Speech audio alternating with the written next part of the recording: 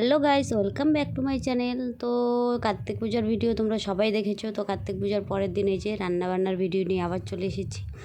তো এই দেখো, এদিকে সবজি কাটা হচ্ছে। তো আজকে এই যে পান্না রান্নাবান্না হবে।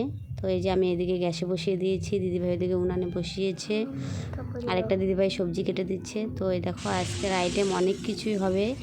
যেমন একটা সবজি হবে সব কিছু দিয়ে, ডাল হবে, চাটনি হবে, তারপর পনিরের সবজি হবে, শাক হবে, ভাজা হবে, অনেক কিছুই। তো 7টা নয় 5টা রান্না করতে হয়, তো আমরা 7টাই রান্না করছি। তো এই দেখো আমাদের রান্না এই যে কমপ্লিট। এই দেখো সব কিছুই রান্না করা শেষ।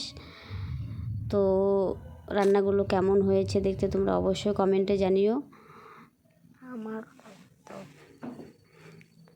তারপর এখন আমি মার জন্য সব উঠিয়ে রাখবো, কারণ সবাই খাওয়ার আগে মার আগে খেতে হবে, কারণ পুজোটা মা করেছিল সেই জন্য। তো আমি এই যে মার জন্য আগেই সব উঠিয়ে রাখছি, তারপর সবাই আসলে সবাইকে খেতে দিয়ে দিব। বেশি কাউকে বলা হয়নি, কয়েকজন বাচ্চা এদিকের বাচ্চাকেই বলা হয়েছে, বড়োদেরকে আর বলা হয়নি। কারণ এবার খুব ছোট করে আমাদের বাড়িতেও পুজো হয়নি।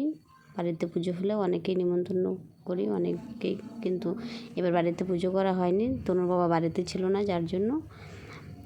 তো তোমাদের ভিডিওটা কেমন লাগলো অবশ্যই জানিও, ভালো লাগলে লাইক করো। দেখা হবে নেক্সট ভিডিওতে।